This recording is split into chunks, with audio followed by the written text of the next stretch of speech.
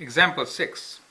Sketch the two graphs associated with x squared minus 4 equals to 0 in R2 and R3. It's kind of an application problem.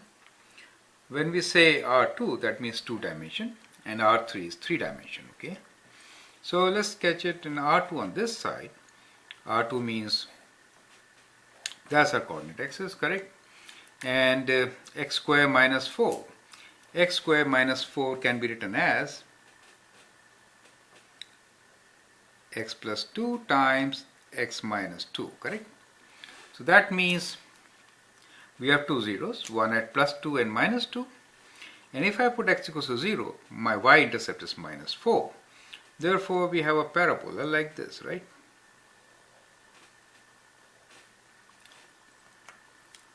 Where this is minus 4, this is minus 2, 1, 0, and the other 0, 2, correct? That's my x-axis, and that's my y, and that's R2, correct? That's how you sketch it in 2 dimension. Now, when we're talking about 3 dimension, then, okay, let's try to sketch it here. So we have now the equation x squared minus 4, which we can write as x plus 2 times x minus 2 equals to 0, right?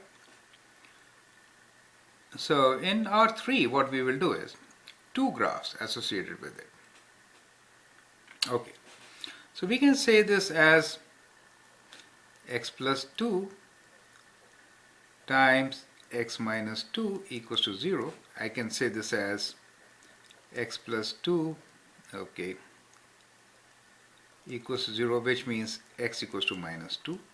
Or I can say as x minus 2 equals to 0, which means x equals to 2, right? Now, let me, this is like 2 graphs. When we say, well, we can say this as x squared minus 4 equals to 0. So 2 graphs could have been x plus 2 equals to 0 and x minus 2 equals to 0, correct? So x minus 2 equals to 0 would be like this, right? Y equals, so x minus 2 equals to 0 is kind of, okay, this implies x equals to 2 and this implies x equals to minus 2, correct? So x equals to minus 2 will be a graph like this, and x equals to plus 2 will be a graph like this. Yeah, I overlooked the part, sketch the 2 graphs associated with this, right? So when we are talking about 2 graphs, right, then what we are trying to say here is 2 different graphs which we could represent this equation equals to 0, okay? In that case, it becomes x plus 2 equals to 0, which implies x equals to minus 2. So here we have x equals to minus 2, a vertical line, and x minus 2 equals to 0 implies x equals to plus 2, right?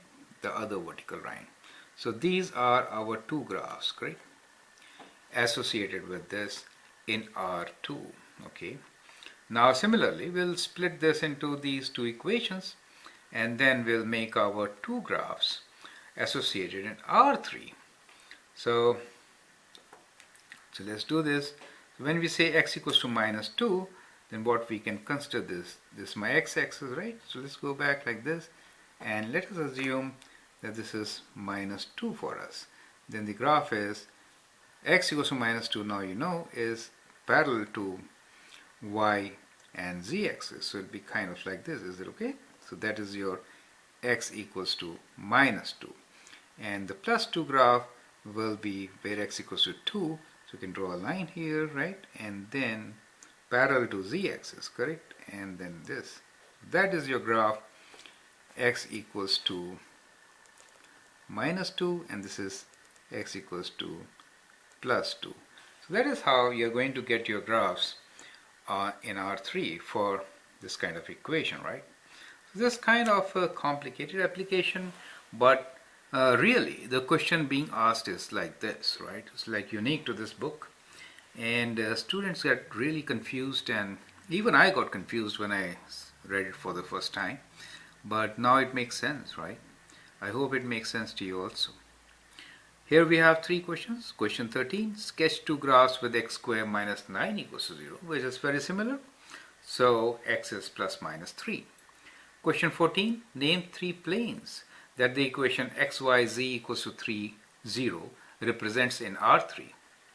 Well, look at like x equals to 0, y equals to 0, z equals to 0, and then figure out what are these three planes, right?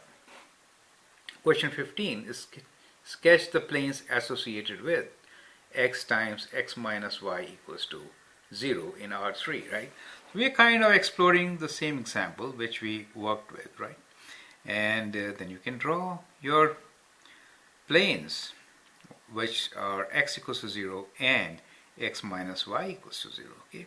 So this is another way of asking you how to sketch different graphs in R3, okay? I hope you understand now what the question is really asking, and the confusion in what we had along with my students is absolutely clear now. Thanks.